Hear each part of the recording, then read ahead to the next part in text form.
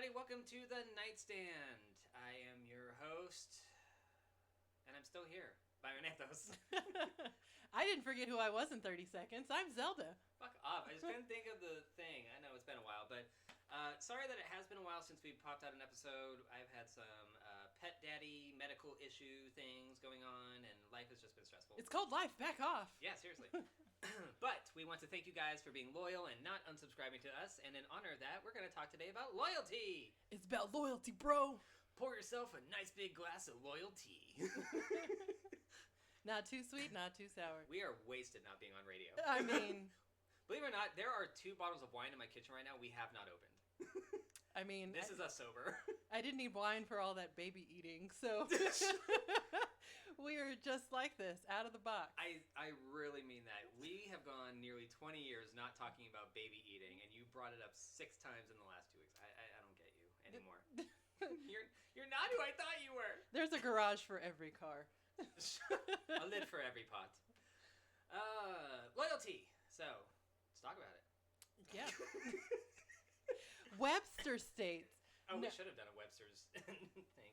Oh, we can look it up. But the act of or pertaining to being loyal. I don't know. I don't know. It's an adverb because it ends in ly. It ends in a ty. See? What is going on here? I like how we go weeks without barely talking to each other to just spinning. You know. We are spinning on this episode. But yeah, I think this has come up in our personal lives, like most of the things that we do subject matter wise for this show. And so, you know, how loyal do you have to be to people? Who do you choose over other people? Why or why not? There's a lot of different facets of life that can go into. So we're going to go from path of least resistance to the hard one. Oh my God. Then which one do you want to start with? I think that's a hard one. Okay. Well, that's like a life thing. What about friends? Let's do that. Friends come and go. Yeah. You know, I feel like we're pretty loyal. Yes. We're pretty loyal. I can depend on you for things. I hope you feel like you can depend on me once I get to a better place financially, and then people feel great actually asking me to do stuff. Well, it's great because I never ask you for money, so we don't have problems. But even apart from that, we have that kind of relationship where we know we don't have to tell each other not to say this, or this stays within these 4 walls, or like we're just not messy bitches. What is it that we say? We were like vault. Oh yeah, vault. We used to have these... we had code words. Yes, for living at home and wanting to talk about things openly, but without having everybody in our biz. No, because this is when we were much younger, early adult, and she lived in Missouri, I lived in Maryland at the time, and this was back in the days of landlines. Yeah. So that's how we had to watch our language. So when I would call her, I'd be like, yo-yo, and she was like... She knew what that meant, and I don't at this point. I think it was a situation like back and forth, like... Yeah, like we're fighting. Yeah. Mom and I are fighting, so it's like, hey, yo-yo, and it's like, okay, then you kind of know your emotional level to be ready for the conversation. Yes, I think Vault was... Vault's what we do now. Yes, and I think it was Wonder Bra for family because it was uncomfortable and you had to wear it for a while. Because you know they're there supporting you because they cut into your skin. There you go. That's what it was. It was the underwire that is family. Yes, exactly that. But I mean, how do you decide when, you know, I think that there's stages of loyalty. So, like, when do you decide that somebody is worthy of, you know, full access? For us, 18 years. No, I would say, because we've covered this in other episodes, your coming out and how difficult that was with some of our, I don't want to call them small-minded, but inexperienced small-town people that we went to school with. You know, she knows what she did. You know the ones I mean. And it really kind of stinks when you don't have someone that you could be your full self around. Yeah. And there were plenty of instances in our high school, as is the want, where people thought they were better friends with people or that they had that loyalty, and then all of your business is all over the cafeteria. Or I don't even think we had a cafeteria. We had a cafetorium. Cafetorium. It was like one half feeding trough and one half theater. And it wasn't good at either one of them. No, it was not. So, yeah, it's like at what stage? It's almost like every relationship goes through this. Friends, you know, romantic, otherwise. You know, how do you decide that this person is worth your time? And I am always more than happy to have the conversation about it because I don't like assuming things or leaving things like, oh, this person and I vibe on everything else. Surely they think the same way I do about not telling my business in the streets. Or okay, if you vibe only on the superficial things, I wouldn't risk it. no.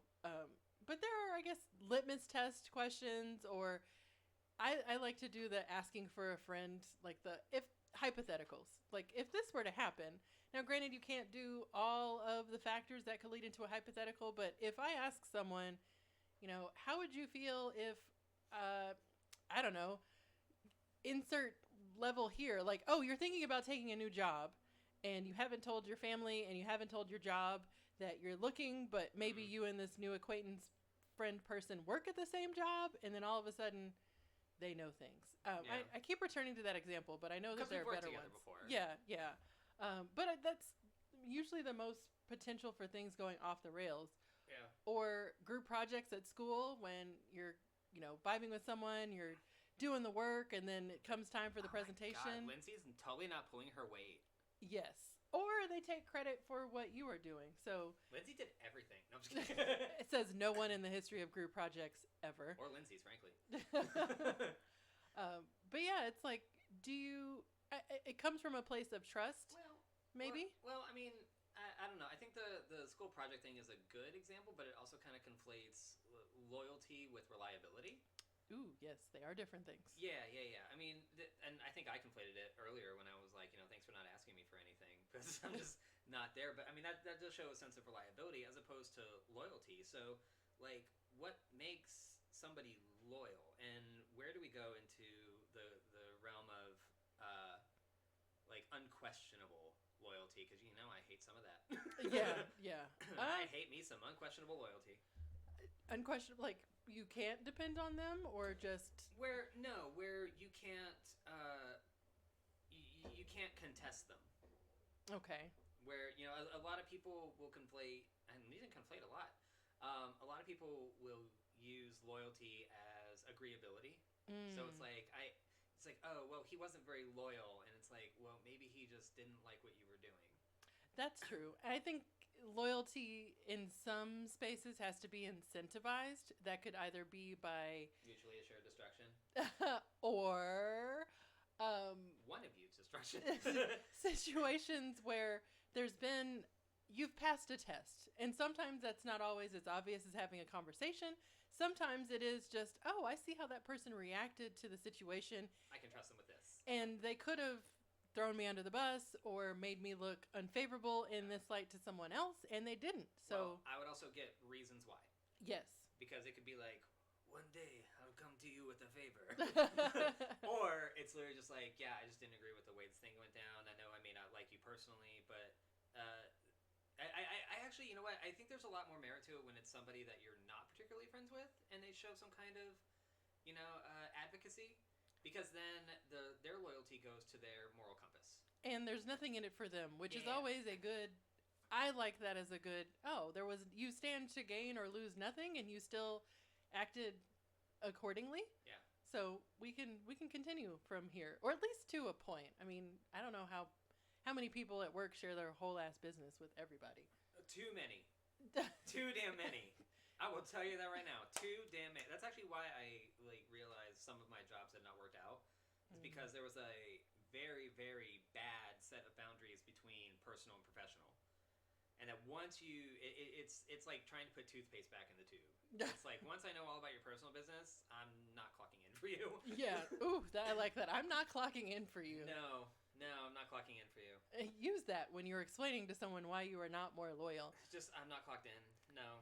And I think in today's, with the Great Recession and, I'm not going to say post-COVID, but we're past the height, I hope, of COVID now. And so when people started quiet quitting and just not coming back, I think when they realized that the corporation or the people I work with are not as loyal to me as they are asking me to be loyal for them in the form of overworking, covering other people. I love you to death, because we started with friendship, but I know you were just banging on the door to talk about work loyalty. Yes. You were banging on that door hard.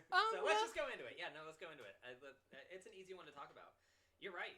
A lot of companies demand loyalty. And I don't like the culture that we've built around it where we have like interview tactics of, oh, don't talk about the money. Oh, when they say, what your strengths are, you need to tell them how you're going to be there for them. What are your biggest strengths? Not dying of starvation. Yeah, that's my one and only That's goal. my incentive to be here. That's where I see myself in 5 years. Not dead, all my bills paid. Can you help with that? And it's like the CEOs or like the direct managers are always just really, really deluded into thinking, why aren't you happy with where you're at? Nobody's ever happy where they're at. That's why you're a manager. Why weren't you happy? Yeah, you decided to move up for a reason. Yes, and I can't move up as long as you're here. So see you in the parking lot. I'll be clocking out at 4:59 for the 5 o'clock end of my shift. 4:59 and 39 seconds. I got my hands 4:45 Zoom call my ass. I'm done after this. Yeah, but I mean, I guess I see a lot of parallels between work and friendship, not in the sense that, you're not paying me to be your friend. A lot of other people start making money off of this. A lot of other people I will absolutely finance your friendship for the rest of our life if we can. Denied, approved.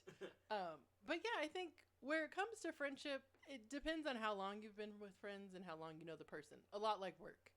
Yeah, and the litmus test that you talked about, like it's probably something that you aren't even thinking about. It's just like a moment where it's like, oh, this really happened, and I find myself willing to do things to help your life easier. Like, damn, I drove cross country for you. Yeah, we drove cross country together. I basically kidnapped you. I was in need of kidnapping. We both left Maryland and Missouri, and we never looked back. I'm thinking about moving back. Yes, after we drove through both of those states for your family reunion. God, it solidifies loyalty in a friendship, driving through Arkansas together. I thought Ohio was also equally bad. Don't do it. At least West Virginia has the decency to be a half hour long. For better or worse, and that's what she said. For sure. But yeah, I think one of the things that I think about during friendship loyalty is when something goes down, who do I call? Yeah. Do I trust the person on the other end to listen objectively? Are they going to give me advice? Is it going to end up... Are they going to placate? Yeah. And just be your unquestionably loyal servant and be like, no, queen, it's all you. Go off the house down boots. Yeah, we don't need an Igor. No. And I'm not young Frankenstein. But when you reach those moments... A toady. Do you know that person is going to listen without judgment and not try to course correct where you may be going if they don't appreciate that direction? Take the mic for like 30 seconds. I'm going to find my phone and actually get the Webster's definition of loyalty. Oh, my phone's right here. Oh, well, I didn't want to put you to work. I mean, but I was willing to let you hang out by yourself for 30 seconds. This is loyalty. This is having your phone within reach. For loyalty definition. You weren't too far off. Yes! The quality of being loyal. God damn it. Noun. A strong feeling of support or allegiance. I can see the allegiance. Allegiance is a good one. Yes. I always think, meanwhile, at the Legion of Doom. And you are right to do so. Faithfulness to commitments or obligations. That's from dictionary.com. Yeah, but what do they know? Faithful adherence to a sovereign, government, leader, cause, etc. But what do they know? An example or instance of faithfulness, adherence, or the like. A man with fierce loyalties. Why I gotta be a man? Why I gotta be fierce? No, I mean that's. I think allegiance is a good one because you definitely kind of throw your backing behind somebody in any given situation. Even like you said, if they're gonna come at you with kind of like a harder light, that it is really for your benefit or the benefit of the situation that you're bringing to them. Yeah, and I wouldn't say that's objectivity, but I like the alliance. Like you're throwing your weight behind someone, or you're saying, if Ish goes down, then I got your back and we're in this together. Yeah. Hopefully that's not a World War I type of situation where it's like, you hit my friend, now I'm hitting you, but I like Japan. I fucking love that meme of World War I as a bar fight. Please seek it out. It's better than anything Mr. McWhat's-his-face did in high school. Oh, yeah. Also terribly historically accurate, but delivered with fun. Yeah. Magic School Bus. I miss that show so much. Me too. Too bad they never did history, but I know, STEM. right? I don't know. How far back do you think some of those kids could make it? Prove it. Some of those kids weren't coming back, depending on how far back you went. Okay. Arnold's seen a lot of shit. Arnold gets drafted. He just can't get Ralphie's large intestine out of his mind. I hate it. That's an example of loyalty. None of those kids ever squealed to their parents, and I don't remember any permission slips. None. There were none permission slips. They had their own cabal of magic. They were back in 20 minutes. They were fine. Remember when they were light? That's loyalty. Remember when they were salmon for some reason? And we'll bring it back right before you die. Ay, ay, ay. Thanks, kids. Yeah, I remember when Arnold died in space and nobody told anybody. Oh my gosh.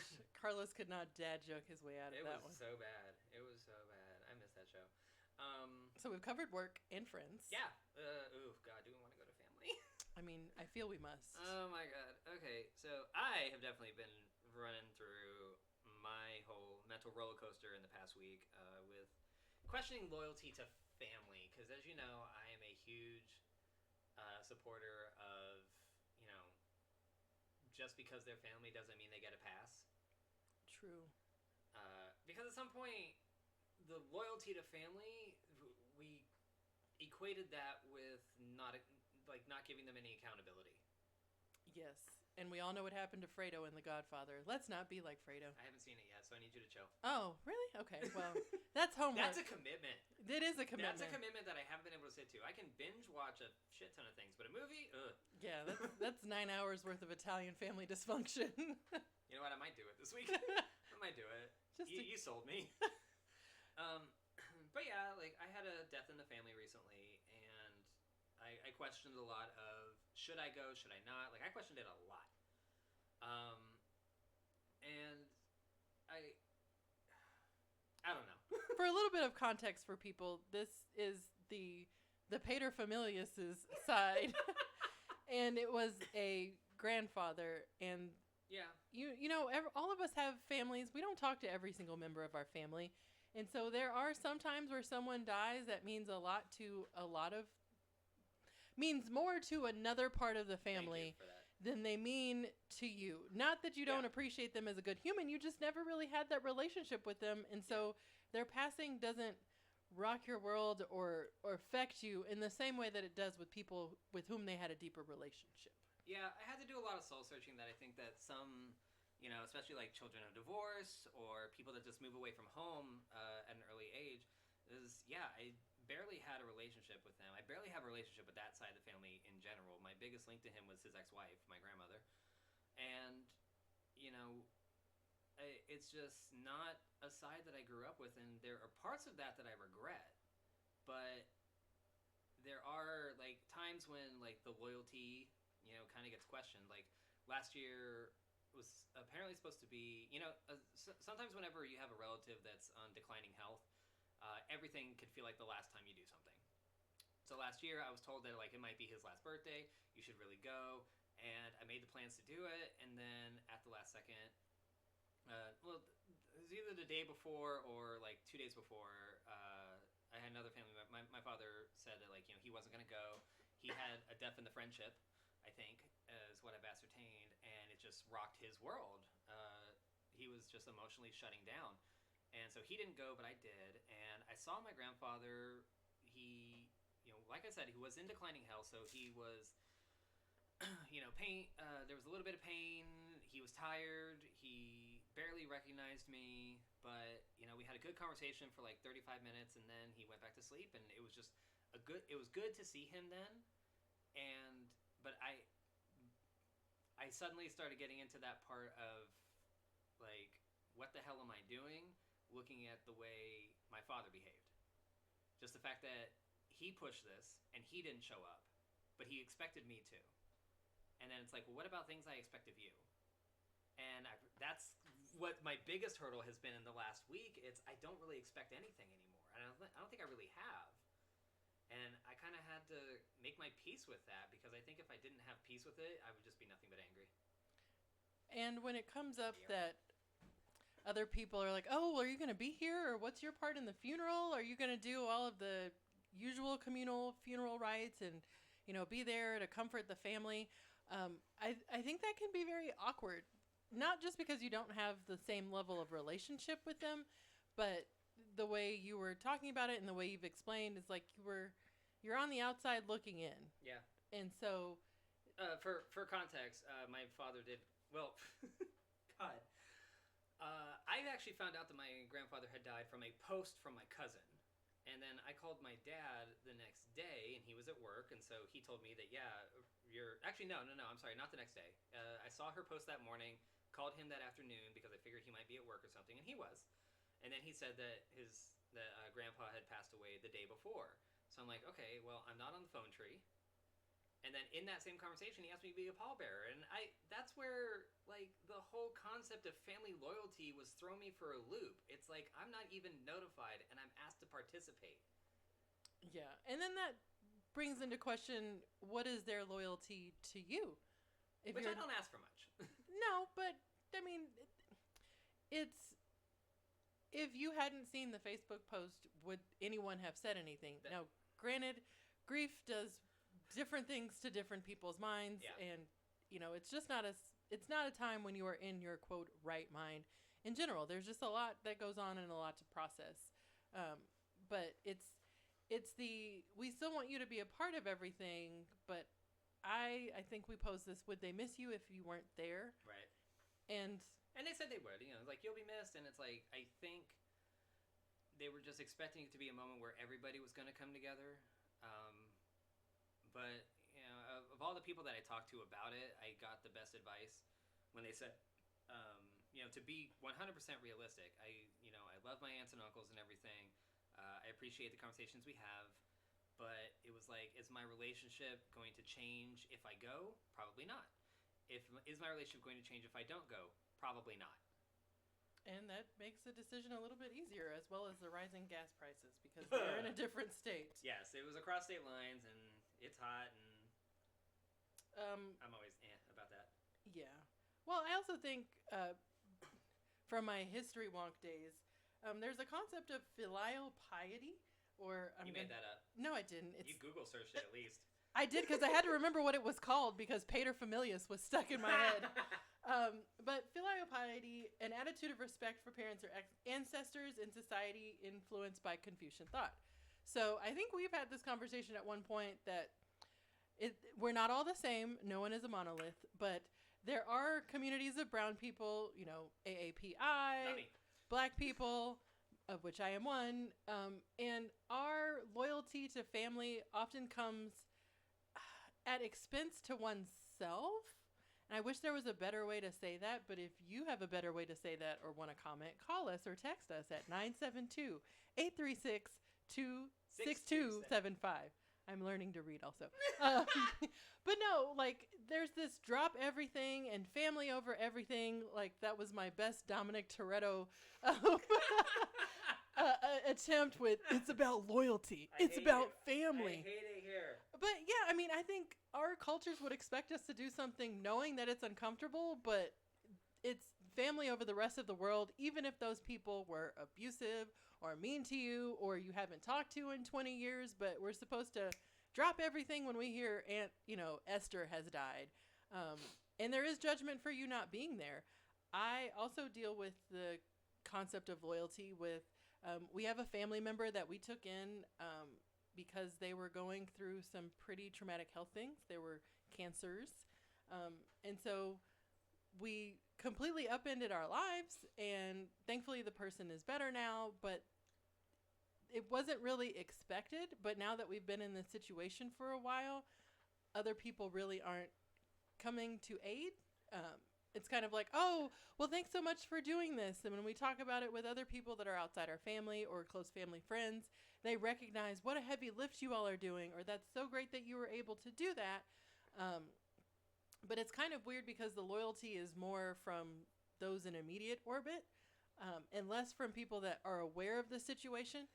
So what I mean is, checking up on the person or coming to visit that person or being more involved than just a phone call. Right. And it's been a struggle because now our loyalty is to that person. I mean, COVID was still pretty bad in our state, and we had wave after wave of variants and other things. So, having someone that was immunocompromised at home meant the lockdown part of COVID was much longer for us than it was for most of the other people in the world. So shout out if you love someone who's immunocompromised or are yourself, and this is still affecting you, because it's hard. I was crawling up the walls there for a while, and not in the good Reagan from The Exorcist way. Very low production value with my crawling up walls. But it caused my spouse and I to think, like, how much of us do we have to give up to remain loyal to this person? Hello. And we're still figuring that out. All love for this person, but it's... He's not listening. Okay. I don't know. Other people may, but that's true. It's just a hard thing, because now that the weight and bulk of the hard stuff with the treatments and the afterwards of treatment has gone by, we're now kind of, well, where does that leave us, and how do we begin taking some of our loyalty to one another back? Ooh, I like that. No, I mean, that's true, because you got to kind of, you have to really kind of prioritize certain people, places, things, certain nouns in front of the other. A lot of situations will occur where you choose between yourself, your relationship, your friends, your family, your job, and things like that. And I always say, like, first and foremost, your relationship with yourself is going to be longer than your relationship with anybody else. Preach. Absolutely. I think for most of your life, family takes a brunt of that loyalty in your formative years. And once you've decided to build a life with somebody, that loyalty will shift, because then your life becomes their life as well. That I think that should definitely, not necessarily that it trumps all, but that it should be considered above all else.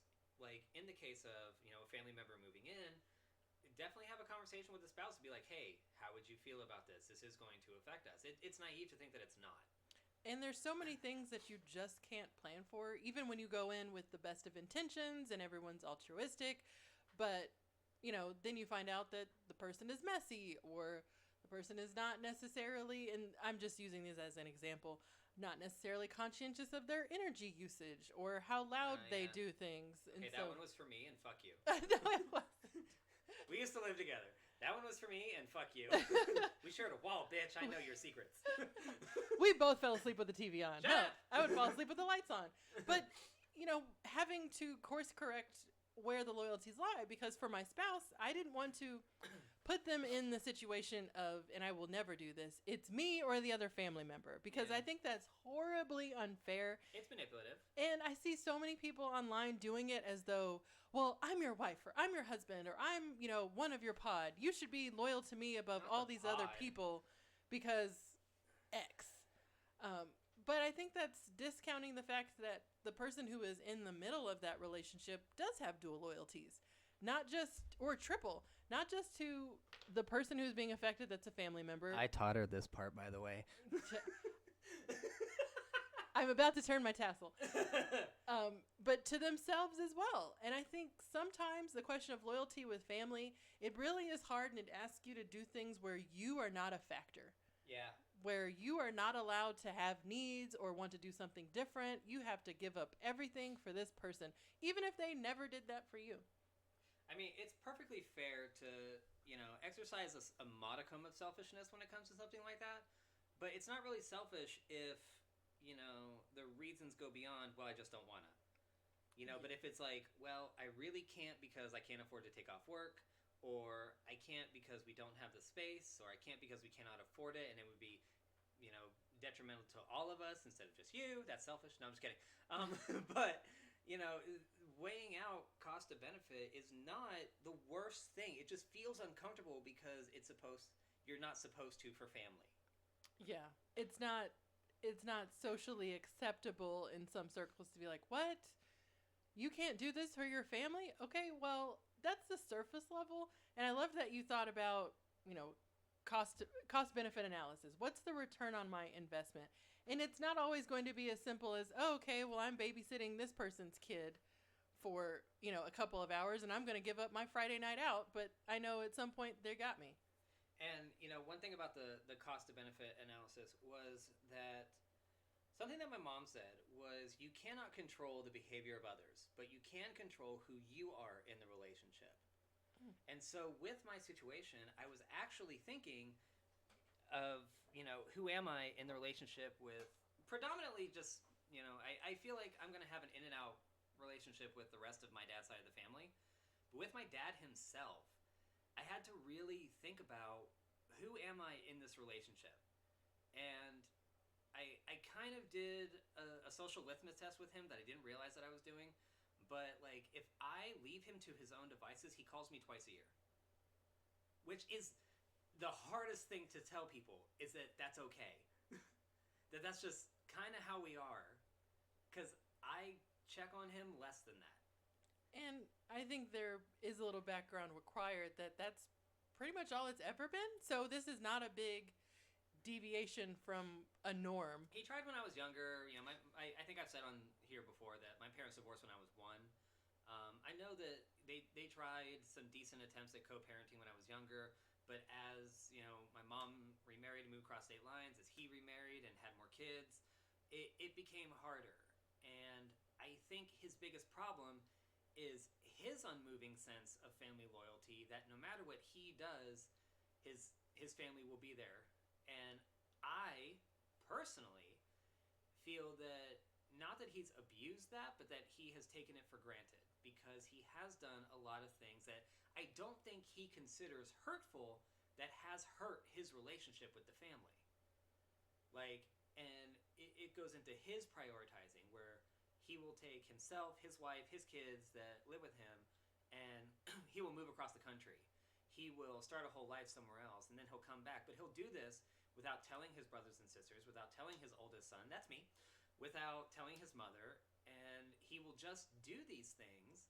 And so we just kind of expect it of him that, we love you, we're glad that you're alive, but sometimes you make us wonder if you are. And so we kind of have to entertain a world that you're not in, and then you come back and you expect a relationship, and it's really hard and exhausting to kind of do that all the time. And I think the word I'm looking for is, it can also be unfair. So I have my own family issues with loyalty. In fact, loyalty got me kicked out of the house. We should have just done all family on this. I know. At about 19. Yeah. So there was a step-parent situation. We didn't see eye to eye, which is often typical of parents who remarry when the original children are teenagers. But I consider myself, I was a goody two-shoes growing up. Hell yeah. I would have told on myself if I thought I was doing something wrong. I'd do it. But also, back to that familial piety, I wanted to make my parents proud of me. I did not want to be a disappointment.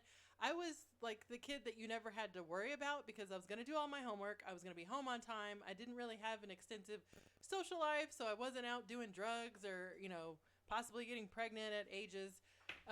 But when it came down to a situation where my mother and I disagreed, and the step-parent was all in the mix of that, and I stood up for myself and my sibling, and it turned out that the loyalty was then to the step-parent, and I ended up getting, cast out of the house.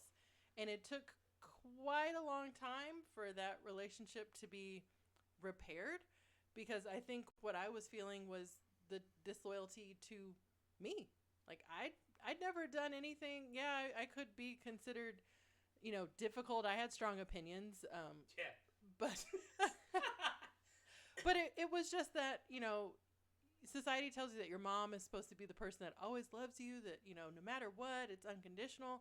And it felt at that moment that it wasn't. Yeah. And I had to rebuild my life in more ways than one. And pretty much the bootstrap thing was what I had to do. And so it was, and it still is difficult for me when I'm talking with my mother person to not think about that, or to not think about, well, where would my life have been if this had not happened? Which is hard, because I am who I am because of those experiences. But that's some multiverse thinking right there. Yeah. It's that, well, why do I still have to be loyal to this person? And I think my dad hit it on the head with, you talk to her when you feel like you are ready, and don't let her I don't want to say guilt, but try to come back before you are ready for that, because what happened was not small, and don't let them convince you that it wasn't. Yeah. So, Miss Congenie Gaslight. And I think that's a big thing with family too, where it comes with loyalty. It's like sometimes things get downplayed. I've heard of issues where someone in the family, trigger warning here, sexually abused another member of the family, and yet they still get invited to all of the family dinners, and everyone just sits around like it didn't happen. Yeah, what the fuck? That's not the level. That's unhealthy levels of loyalty. That's why I don't get invited, because I'd be like, which one is he? You and me outside. Pass me the gravy boat. It's now a weapon. Already here? Fuck him up! Enter this into evidence. No, that's fair. And I think when it comes to our parents in particular, going into the teenage years, into adult years, there's a odd threshold that they kind of have to cross where we're no longer children, we're not their babies, we are people, we are adults. And, you can kind of upplay it in television and movies where it's like, my baby's growing up and they're getting married and starting a family and everything. But then I see a lot of families have a hard time adjusting their expectations of those children that have now grown up and had families of their own, because they still say, so we'll see you Sunday for dinner, right? And it's like, I kind of have a family now. Yeah. Maybe I want to do my own dinners now too. Oh my God! Remember earlier this year I was talking about like even doing a whole separate Christmas. Yeah, I was just about to allude back to that. I completely forgot about that because we're good now. But no, but because also it's May. That part.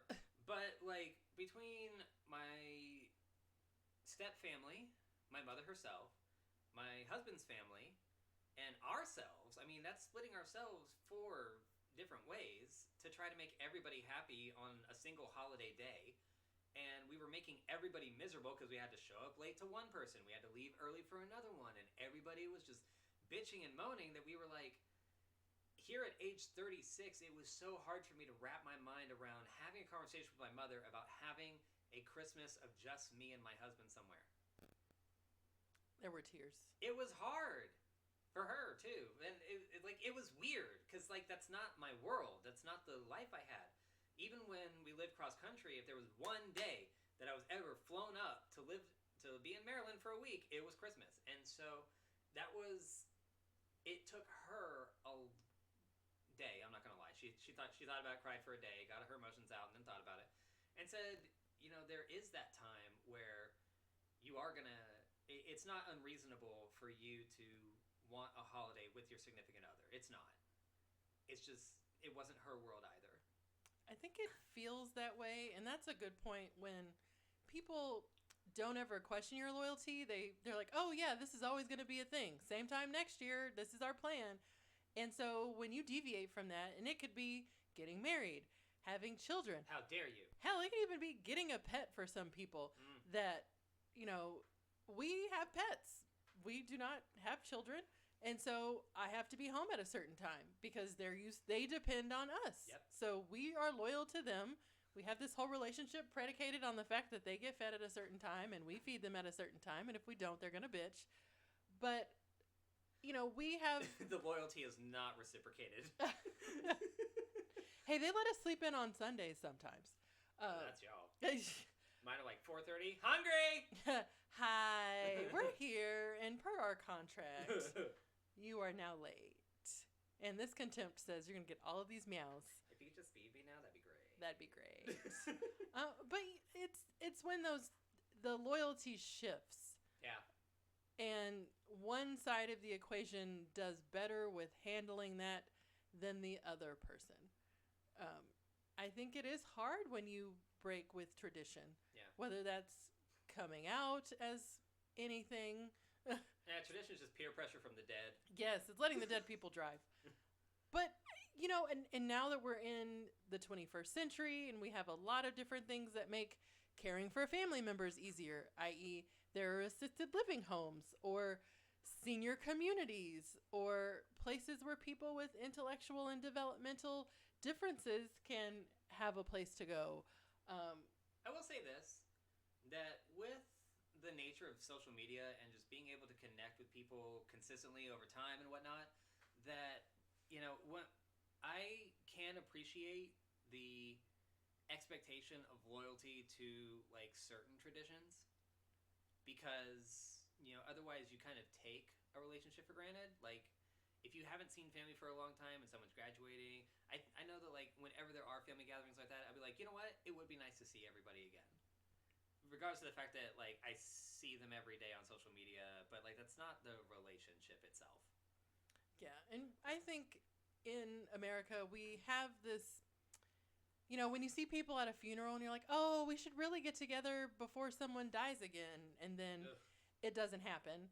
Or, man, it's been so long, we should try and make this an annual thing, and it doesn't happen. Yeah. So I think part of loyalty is also gauging how much of yourself you are willing to give up to be part of a group. Sorry, I'm picking off white cat hair off of her black pants because she made that choice every time she comes here, knowing I have a white ass cat. Well, it's not my fault. My lap is the best. He's somewhere else. Yeah. It's like he's not currently You trying to get him here to affirm your position? He's not being loyal right now. Cats never are. But no, I think the last one that we we went in on family. I'm going to tell you that right now. But let's talk about on-air therapy. Let's talk about sometimes you don't need a podcast, you need therapy. Your significant others. It's kind of a mix into it's an evolution of a friendship. So the loyalty there, I mean, my God, you really have got to have somebody's back to be in a relationship. Oh yeah. There's so many extemporaneous distractions. There's social media. There's the fact that people can work a whole hour, like 60-hour work weeks are a thing for some people. If you are in the military or a spouse of someone who is, or you're a first responder, or you have a job that means you have to be overnight for one reason or another. I think I had an example for this when we were talking about the show where someone's like the old Jerry Springer episodes where... Rest in peace. Yes. Where someone's like, I cheated on you because you're never home and you're not there for me. It's like, okay, well... That person's also trying to make a living, so you would leave them if they were broke. Now you're leaving them because they work too much. See, it's gonna go into some red pill shit. But it's like how where I'm trying to go with this. I get where you're going, and if we want to do that's gonna be a whole other episode. Not the red pill people. Fuck them.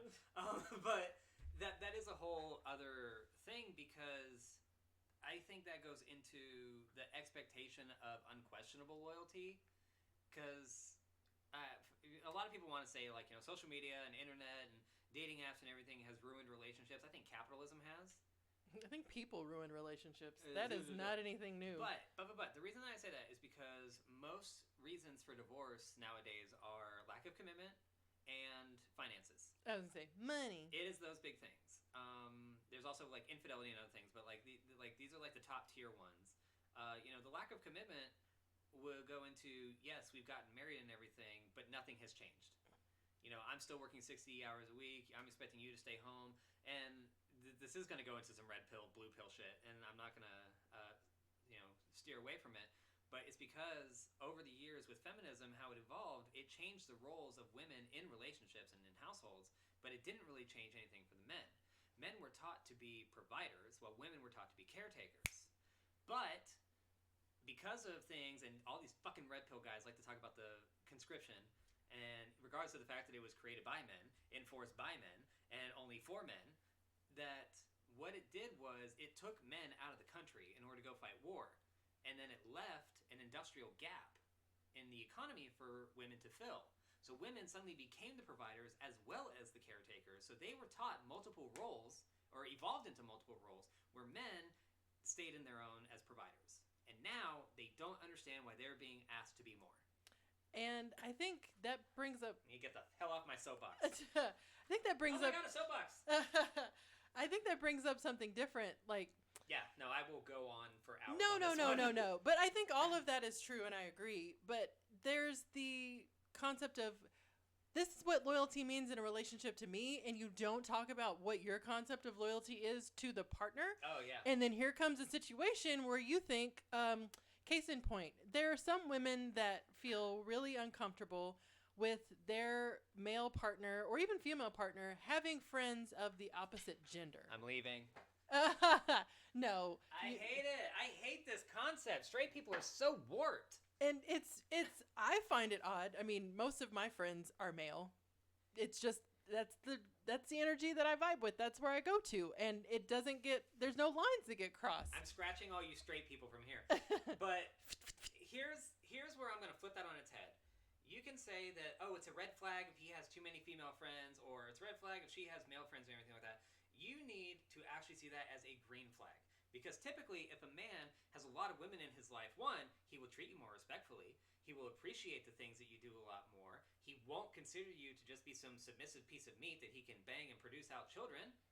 And then typically, when a female has more male friends in her life, one, there's a language gap that's not going to be there anymore because she has been around guys. She kind of understands how they talk, how they work, how they think, even from a stereotypical standpoint, that she'll give you a little bit of grace for your fuck-ups. I'm fluent in Y chromosome. Bruh!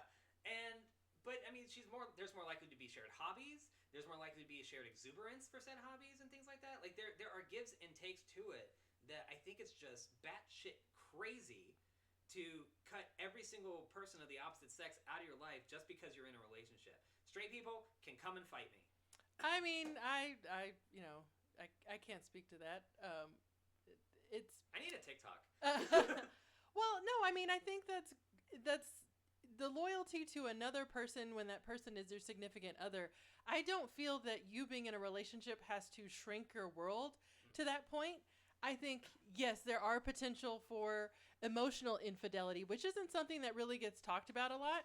If you have someone that you're talking with, your relationship, you're talking about the other person in a way that is you being emotionally vulnerable. You may be, feeling like you have feelings with the other person because they're a good listener. Mark from Friends.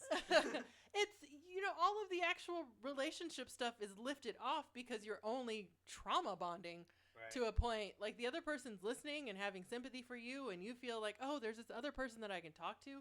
But even then, some people won't see that as disloyal because there's been no physical, there's been no exchanging of fluids. And so people are like, oh, that's not a big deal. But I think at any stage of the relationship, it makes sense to have that conversation of, what is the boundary for you? What is off limits? What do you feel is disloyal behavior? And what are you willing to stand for, and where are your hard nose? I think when it comes to situations like that on infidelity, people will not. They'll try to kind of work their way around their own mental gymnastics of saying, I'm a cheater, to say that, well, I didn't compromise all my loyalty because, there's still pieces of myself that only they get. So it's not like they don't see it as the full-fledged betrayal. I'm not projecting on this one. I just see this happen all the time because they'll be like, yeah, I slept with someone else, but, we didn't kiss, we didn't cuddle, we didn't do anything intimate, they were just inside me. It's like, they will say that there are things that because they compartmentalize the aspects of their relationship, they'll say, well, this person doesn't get this, so I didn't betray you because this is still just you and me right here. When does Richard Gere get here with the box of pearls? Oh my God. that no kissing thing is pretty woman. But yeah, I think have that conversation because like I alluded to earlier, I'm never going to have my spouse choose between me and another family member. I'll do it. But we also have that understanding that there's boundaries with each other, and I just can't think of a situation where that would merit that. But I'm going to throw this at you specifically because you are very, very good about saying I'm not going to make you choose between me and your family or me and your friends or me and X, Y, and Z and everything. That to your detriment. Doesn't mean I don't have feelings about it. No, but it also means that you don't prioritize yourself. I do. I need to be more loyal to me. You need to be a bitch like me. No, but no, because that is true. You'll say I don't, not just you, but I know a lot of people have this conversation where they say I'm not going to make him choose between me and his sister and everything like that. It's first of all, two completely different relationships. It is absolutely okay to make your own needs known in a situation. And to have expectations of having those needs met. Because a lot of people will say, I don't want to, give him this ultimatum as a way of just avoiding the situation altogether. I think that's different. So just to clarify a little bit, I'm not going to say, oh, well, we have this date night planned, and all of a sudden there's a family emergency. I'm not going to be that person, but I will if there is an option. Like if that need can be met by another family member, and they're just asking us as path of least resistance, then there are times when we need to tell them, you need to ask someone else. Sorry, but Cats is playing in 45 minutes. We gotta go. Yeah, we have places to be. The play, not the movie. Never the movie. No. So yeah, that's what I mean. It's not like it's me or the other person, or I have to be first all the time. I am competitive and a little. I don't. Maybe jealous isn't the right word, but I expect to be prioritized. Oh yeah. And I will be disappointed if I am not. So within reason. If you're tired and we have a date night planned and it's like, hey, I'm not really feeling it, I'm not going to be my best self, like, can we reschedule? That's fine. But if it's like something we've had standing and all of a sudden at the last minute you're like, oh, I told so-and-so I would jump online and do this thing. Oh, guess what you're not doing? Yeah, guess what's not going to happen. But those conversations need to be had because your partner needs to know what is and isn't off limits. Yeah, no, for sure. Like we always say, your relationship with yourself will be longer than your relationship with anybody else. You owe yourself some loyalty. And if people betray that loyalty, then welcome. Yeah. But you make that decision as to whether or not that's a situation you want to stay in. Yeah, it's not moving the goalpost. It is just adjusting your expectations, and that's fine. But loyalty. It's the word of the day. And in summation, loyalty. How I spent my summer vacation. But thank you guys so much for remaining loyal. And, I know that it was a couple weeks before we got another episode out. We will do better. I think we have maybe one more episode before we kind of close out the season, before we make our next moves, which we're going to not really talk about until we actually talk about them. Wait for it. The thing, it's coming. But, yeah, we will do our best to get on here. I've been having some internet issues, so we may not do the streaming for a little bit until we get that figured out. But we can record, and we will upload, and all these things are happening. Yes, so in summation, I am your host, Zelda. I am your host, Byron Anthos. And don't forget, you can call or text us at 972-836-6275 or email us at thenightstandpodcast@gmail.com. She said puto. No. She's talking about you. Horcom, I thought they shut that place down. Bye, guys. Thank you so much. We will see you next time.